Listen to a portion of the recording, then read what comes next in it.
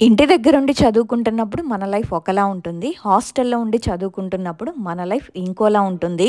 హాస్టల్‌లో ఉండడం అంటే అది మామూలు విషయం కాదు. ఒక కొత్త ప్రపంచంలోకి వెళ్తున్నట్టే.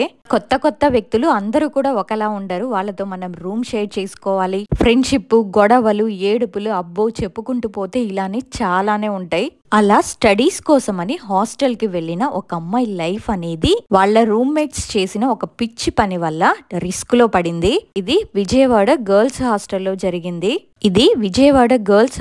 జరిగిన ఒక యథార్థ సంఘటన. దాని వల్ల జరిగిన నష్టం ఏంటి అనేది ఈ వీడియోలో తెలుసుకుందాము. ఈ వీడియోని స్టార్ట్ చేసే ముందు మీ అందరికీ నేను చెప్పేది ఏంటంటే వీడియోని లైక్ చేయడం మాత్రం మర్చిపోకండి.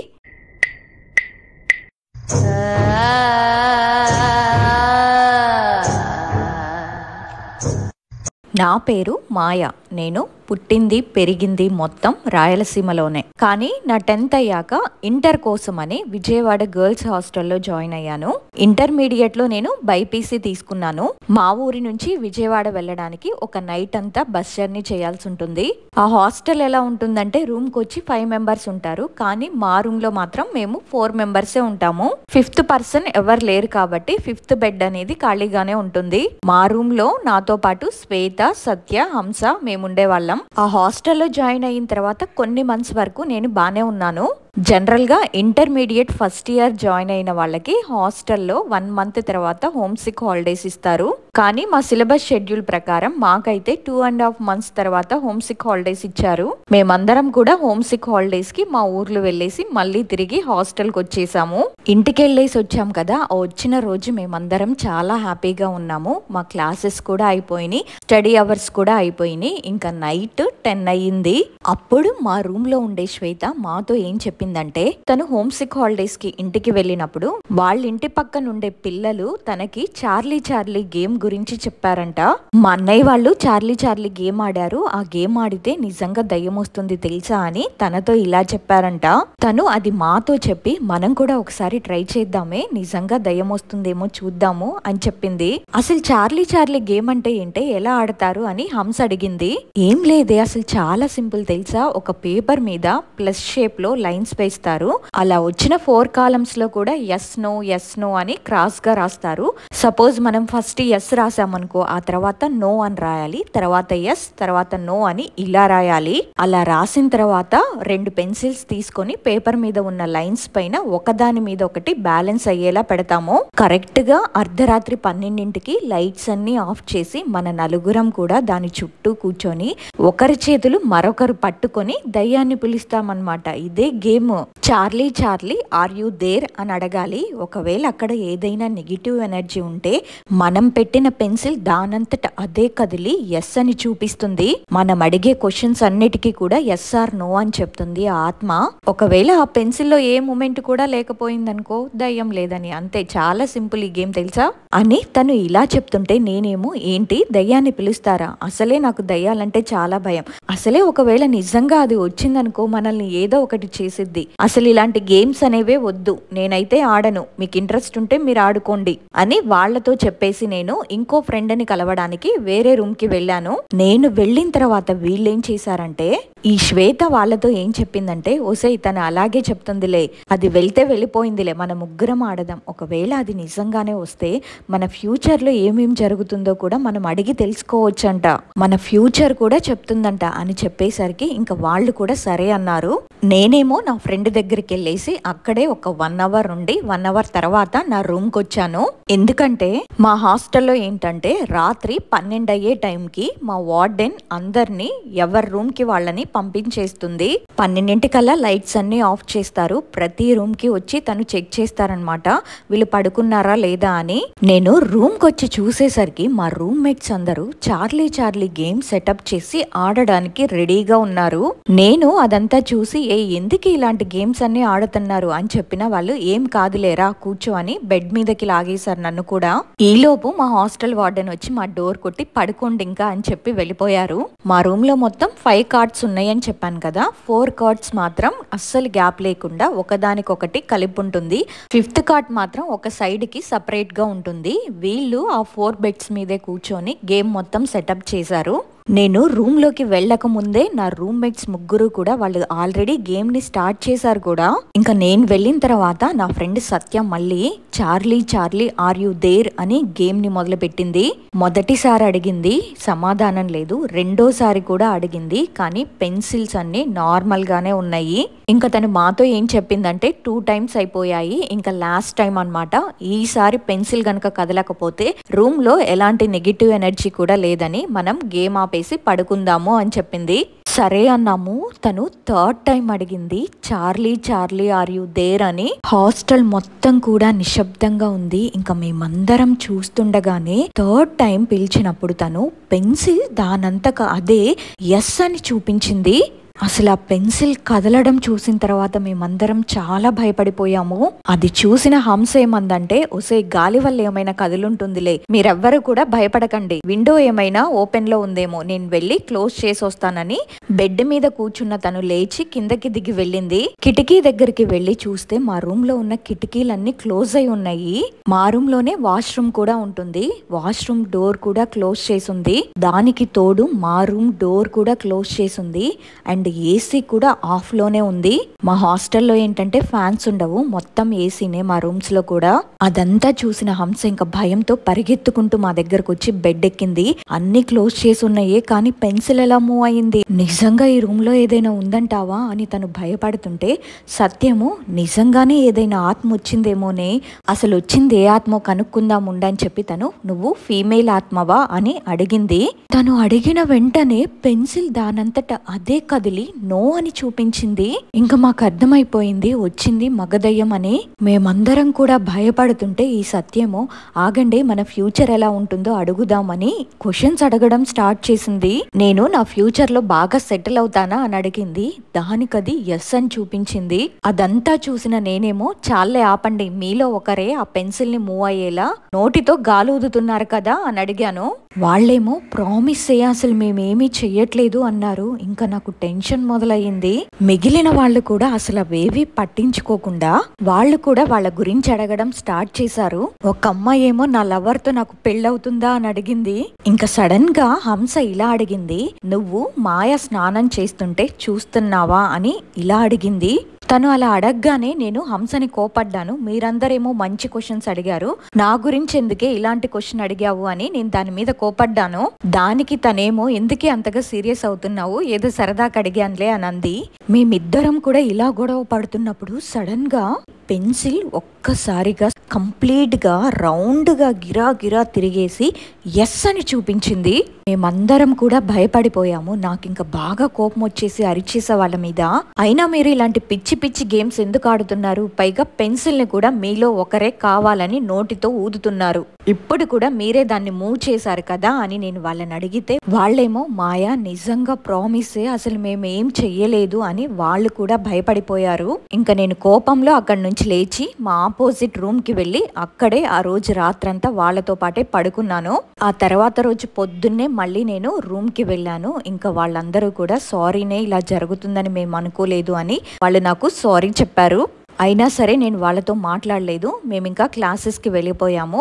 ఎప్పుడైతే నేను క్లాస్కి వెళ్ళానో రాత్రి జరిగిన మ్యాటర్ గురించి నేను పూర్తిగా మర్చిపోయాను. రోజు మాకు మధ్యాహ్నం పూట 1 గంటకి లంచ్ బ్రేక్ ఉంటుంది. ఆ రోజు కూడా మాకు లంచ్ బ్రేక్ ఇచ్చారు. మా ఫ్రెండ్స్ అందరూ కూడా కింద లంచ్ చేస్తున్నారు.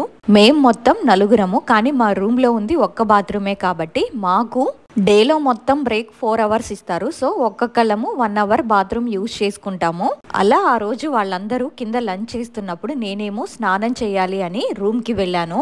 అప్పటికే మా ఫ్రెండ్స్ అందరూ అంటున్నారు, ఒసే ఒక్కదానివే రూమ్ కి వెళ్తున్నావు, మేం కూడా వచ్చాక చేయొచ్చు కదా అంటే, లేదు లేవే తల స్నానం చేయాలి, మళ్ళీ లేట్ అవుతుంది, లంచ్ కూడా చేయాలి కదా అని చెప్పేసి నేను వచ్చేసాను పైకి. మా రూమ్ 4th floor లో ఉంటుంది. మా రూమ్ బయటే హాట్ వాటర్ ట్యాప్స్ ఉంటాయి. బాత్ చేయాలంటే ప్రతి ఒక్కళ్ళు కూడా ఆ ట్యాప్ దగ్గరకు వచ్చి హాట్ వాటర్ ని పట్టుకొని వెళ్ళాలి. నేను కూడా బకెట్ లో హాట్ వాటర్ ఫిల్ చేసుకొని నా రూమ్ కి వచ్చాను. హాస్టల్ రూమ్స్ ఎలా ఉంటాయంటే లోపల నుంచి లాక్ చేయడానికి ఉండదు. సో నేను రూమ్ డోర్ ని దగ్గరికి వేసాను. ఇంకా బాత్రూమ్ లోకి వెళ్ళి నా తలకి షాంపూ పెట్టుకున్నాక సడన్ గా మా రూమ్ డోర్ ఓపెన్ అయిన సౌండ్ బాత్రూమ్ లో ఉన్న నాకు వినిపించగానే నేనేమనుకున్నానంటే, మా రూమ్ మేట్స్ లంచ్ చేసి రూమ్ కి వస్తానని చెప్పారు కదా, వాళ్ళల్లో ఎవరైనా వచ్చుంటారేమో అని అనుకొని, హంస రూమ్ కి వచ్చారా అని అడిగాను. కానీ ఎవ్వరు కూడా ఆన్సర్ చేయలేదు. నేనేమనుకున్నానంటే సరే డోర్ ఏమైనా గాలికి వచ్చుంటుందిలే అనుకొని ఇంకా బాత్ చేస్తున్నాను. అప్పుడే సడన్ గా నా పక్కనే ఎవరు నిలబడి గట్టిగా గాలి పీల్చి వదులుతున్నట్టు సౌండ్ వినిపిస్తుంది. ఆ సౌండ్ కి నాకు చాలా భయం వేసేసి వెంటనే వాటర్ పోసుకొని కళ్ళు తెరిచి చూస్తే అక్కడ ఎవ్వరూ లేరు. నేనేమో నా ఫీలింగ్ ఏమోలే రాత్రలా అయింది కదా అని ఇంక పట్టించుకోలేదు. సోప్ పెట్టుకుంటున్నాను. అప్పుడు సడన్ గా ఎవరో మేల్ పర్సన్ సౌండ్స్ వినిపిస్తున్నాయి. నేనేమో మళ్ళీ నా రూమ్మేట్స్ వచ్చారేమోనని హంస వచ్చారా రూమ్ లోకి, ఉన్నారా రూమ్ లో అని ఇలా అడుగుతున్నాను. కానీ అటువైపు నుంచి అయితే ఏం సమాధానం లేదు. అలా అడిగిన తర్వాత ఆ సౌండ్ ఇంకా ఎక్కువైపోయింది. నాతో పాటు వాష్రూమ్ లోనే ఎవరో ఉన్నట్టు నాకు అనిపించింది. ఇంకా నాకు ఫుల్ గా కాళ్ళు చేతులు షివర్ అవుతున్నాయి. స్నానం కూడా నేను సరిగ్గా చేయలేదు.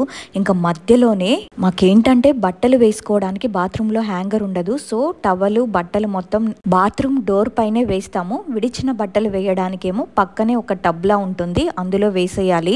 నా టవల్ ని బాత్రూమ్ డోర్ మీద వేసాను కదా, అది తీసుకుందామని టవల్ ని లాగుతున్నాను. కానీ టవల్ మాత్రం రావట్లేదు. అటు నుంచి ఎవరో టవల్ ని పట్టుకొని లాగుతున్నట్టు అనిపిస్తుంది. అసలు నేను దాన్ని జస్ట్ డోర్ పైన వేసాను అంతే. ఎవరు గట్టిగా పట్టుకొని లాగుతున్నట్టుంది. ఎంత గట్టిగా లాగుతున్నా నేను అదైతే రావట్లేదు. ఇంకా నాకేం చేయాలో తెలియక నేను స్నానం చేయకముందు వేసుకున్న డ్రెస్ ని పక్కన బాస్కెట్ లో వేసాను కదా, అదే తీసి మళ్ళీ వేసుకొని డోర్ ఓపెన్ చేస్తున్నాను. అది కూడా రావట్లేదు. ఎంత తోస్తున్నా రావట్లా. డోర్ అయితే ఓపెన్ కావట్లేదు. డోర్ పైన వేసిన టవల్ ఏమో సడన్ గా కింద పడింది, ఎవరో విసిరేసినట్టు. అదంతా చూసిన తర్వాత ఆ బాత్రూమ్ లోనే ఇంకా నేను గట్టిగా అరిచేశాను. నా అరుపులు విని నా రూమ్ కి అప్పుడే శ్వేత వచ్చింది. తను మాయా అని మా రూమ్ డోర్ ఓపెన్ చేసింది.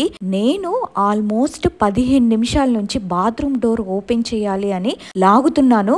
అయినా సరే ఇప్పటి వరకు కూడా ఓపెన్ కాలేదు అది. కానీ ఎప్పుడైతే మా రూమ్ కి శ్వేత హంస ఇద్దరు వచ్చారో అప్పుడే బాత్రూమ్ డోర్ దానంతటా అదే ఓపెన్ అయ్యింది. ఇంకా నాకు చాలా ఏడుపు వచ్చింది. నేను ఇంకా బయటకు వచ్చేసి ఒకటే ఏడుస్తున్నాను.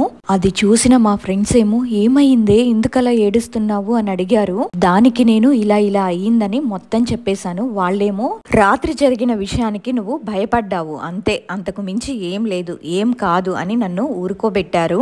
ఇంకా నేను నార్మల్ అయిపోయి క్లాస్ కి వెళ్ళిపోయాను. క్లాస్ లోకి వెళ్ళినా నాకు అదే గుర్తొస్తుంది. మళ్ళీ రూమ్ కి వెళ్ళాలంటేనే భయం వేసింది. ఈ ఇన్సిడెంట్ జరిగిన తర్వాత నేను మళ్ళీ నా రూమ్ కి అయితే వెళ్ళలేదు. మా పైన ఫ్లోర్ లో స్వాతి అనే ఫ్రెండ్ ఉంటుంది. నా ఫ్రెండ్ దగ్గరికి వెళ్ళి నేను పడుకునేదాన్ని వాళ్ళతో పాటు. వాళ్ళ రూమ్ లో 5 మెంబర్స్ ఉంటారు. అయినా సరే అడ్జస్ట్ చేసుకుని ఆ కొంచెం గ్యాప్ లోనే పడుకునే వాళ్ళం. ఆ దెబ్బతో నాకు మా రూమ్ లోకి వెళ్ళి స్నానం చేయాలన్న భయం వేసింది. స్వాతి వాళ్ళ రూమ్ లోనే తనున్నప్పుడే నేను స్నానం చేసేదాన్ని. 2 రోజులకు ఒకసారి చేసేదాన్ని. నా బట్టల కోసం కూడా నేను మా రూమ్ కి వెళ్ళలేదు. స్వాతికి చెప్తే తనే వెళ్ళి తీసుకొచ్చి ఇచ్చేది. అంతగా భయపడ్డాను నేను. నాకు ఇలా జరిగిందని మా అమ్మతో చెప్పాలని చాలా సార్లు అనుకున్నాను, కానీ చెప్పలేదు. అలా 4 రోజులైతే గడిచినాయి. నేను మాత్రం మా రూమ్ వైపే వెళ్ళలేదు. నేను క్లాస్ లో ఉన్నప్పుడు మా రూమ్మేట్స్ అందరూ నా దగ్గరకు వచ్చి ఇలా ఎన్ని రోజులని వేరే వాళ్ళ రూమ్ కి వెళ్ళి పడుకుంటావు చెప్పు, మేమందరం కూడా అదే రూమ్ లో పడుకుంటున్నాం కదా, మాకేమీ అవ్వలేదు, మేము కూడా నీతో పాటే రూమ్ లో ఉంటాం కదా, భయపడకు, ఈ రోజు నుంచి నువ్వు మన రూమ్ లోనే పడుకుందు రా అని అడిగేసరికి సరే అది జరిగి కూడా 4 రోజులు అవుతుంది కదా అని సరే అన్నాను. క్లాసెస్ అయిపోయిన తర్వాత నైట్ వచ్చాక అందరం కూడా కలిసి మాట్లాడుకొని మా రూమ్ లో పడుకున్నాము. నేను కూడా చాలా నిద్ర వస్తుంది అని ఎర్లీగానే నిద్రపోయాను. మా రూమ్ లో ఉన్న హంసకి ఏంటంటే డైలీ అర్ధరాత్రి లేచి వాటర్ తాగే అలవాటు ఉంది తనకి. తను 4 బెడ్స్ కి ఆపోజిట్ లో ఒక బెడ్ ఉంటుంది అని చెప్పాను కదా సపరేట్ గా, ఆ బెడ్ మీద పడుకుంటుంది. అక్కడ నుంచి తను చూస్తే మా 4 బెడ్స్ కూడా కనిపిస్తాయి. మేము ముగ్గురమేమో ఫస్ట్ 3 బెడ్స్ మీద పడుకుంటాము. ఆ చివరి బెడ్ ఖాళీగానే ఉంటుంది. మేమందరం కూడా పడుకున్నాక అర్ధరాత్రి 1:30 కల్లా హంసకి మెలకు వచ్చిందంట. తను నిద్రలోనే కాసేపు ఆగి లెగుద్దాంలే అనుకుంటూ కాసేపు పడుకొని మళ్ళీ లేచి చూసింది. తను అలా దుప్పటి తీసి చూడగానే సడన్ గా ఎవరో నా పైన ఒక నల్లటి ఆకారం నా పైన పడుకున్నట్టు, అంటే ఆ ఆకారానికి నాకు ఒక 100 మీటర్స్ గ్యాప్ ఉంది. అది నా పైన టాప్ ఉంటుంది కదా, అది తీస్తూ కనిపించిందంట. తను నాకు ఆపోజిట్ ఉంటుంది కదా, తను అలా దుప్పటి తీసి చూస్తే నా బెడ్ క్లియర్ గా కనిపిస్తుంది. దాన్ని అలా చూసేసరికి ఇంకంతే, తను మాయా మాయా అని గట్టిగా అరిచేసింది. ఆ అరుపులకి నిద్రపోతున్న మేమందరం లేచాము. ఇంకా సత్యమో రూమ్ లో లైట్ ఆన్ చేసి ఏమైంది, ఎందుకు అరిచావు అని అడిగింది. అప్పుడు తను నా బెడ్ వైపే చూస్తూ, మాయా నువ్వు అక్కడ ఉండద్దే, నీ బెడ్ మీద నుండి పక్కకొచ్చేసాయి అని ఇలా అంటుంది. ఏమైందే హంస, ఎందుకలా మాట్లాడుతున్నావు అని అడిగితే, నేను వాటర్ కోసం అని లేచాను, అప్పుడు నీ మీద ఒక నల్లటి ఆకారం నీ పైన పడుకుందే, అది ఎలా అంటే గాల్లో తేలుతూ ఉంది, అది దాని చేత్తో నీ డ్రెస్ ని తీసేస్తుంది. నిన్న కళ్ళతో చూశాను, నువ్వు మాత్రం నీ బెడ్ లో ఉండకు అని నన్ను అక్కడి నుంచి లాగేస్తుంది. తనలా చెప్తున్నప్పుడు ఇంకా నాకు భయం పట్టేసుకుంది. ఇంకా దెబ్బకి మేమందరం కూడా రూమ్ లో నుంచి బయటకు వచ్చేసాము. ఆ రోజు రాత్రి మొత్తం కూడా మేమందరం కలిసి వేరే ఫ్రెండ్స్ రూమ్ లో పడుకున్నాము. ఇంకా తర్వాత రోజు పొద్దున్నే నేను మా ఇంటికి కాల్ చేసి మా నాన్నకి ఇలా ఇలా జరుగుతుందని మొత్తం చెప్పేశాను. నేను ఇంకిక్కడ ఉండను నాన్న, నాకు చాలా భయం వేస్తుంది, నువ్వు వచ్చి నన్ను ఇంటికి తీసుకెళ్ళు అని అడిగాను. దానికి మా నాన్నేమో, సరేనమ్మా నువ్వు మాత్రం భయపడకు, నేను రేపు వస్తాను, ఇక్కడ పనులన్నీ ఉన్నాయి కదా చూసుకోవాలి కదా, నీకు అంతగా భయం అనిపిస్తే వేరే రూమ్ కి వెళ్ళి నీ ఫ్రెండ్ దగ్గర పడుకోమని చెప్పారు. ఆ రోజు రాత్రి నేను మా వార్డెన్ని తోడుగా తీసుకెళ్లి మా ఫ్రెండ్ తో పాటు పడుకున్నాను. ఇంకా పొద్దున్నే నేను నా రూమ్ కి కూడా వెళ్ళలేదు. మా ఫ్రెండ్సే నా లగేజ్ మొత్తం ప్యాక్ చేశారు. మా నాన్న వచ్చారు హాస్టల్ కి నన్ను ఇంటికి తీసుకెళ్లడానికి. ఇంకా నేను మా ఫ్రెండ్స్ అందరికి కూడా బాయ్ అని చెప్పేసి ఇంటికైతే వచ్చేసాము.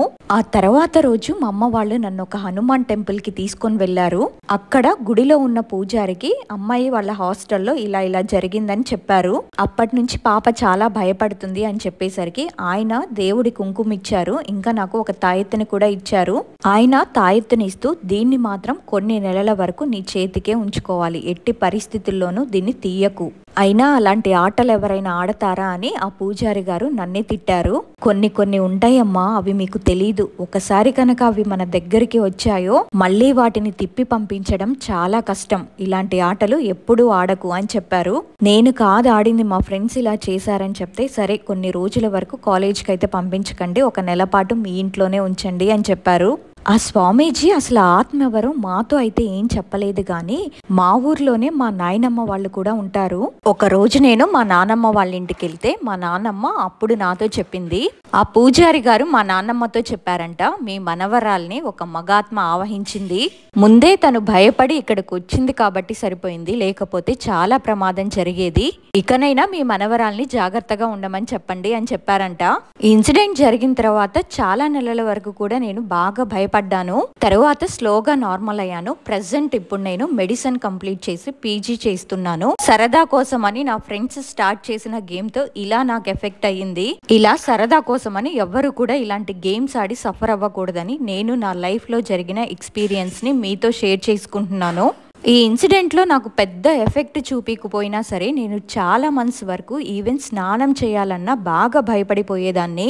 ఈవెన్ నేను మా ఇంట్లో ఉన్నప్పుడు కూడా స్నానం చేసేటప్పుడు నా పక్కనే ఎవరో ఉన్నట్టు, కొన్నిసార్లు నన్ను టచ్ చేస్తున్నట్టు అనిపించేది.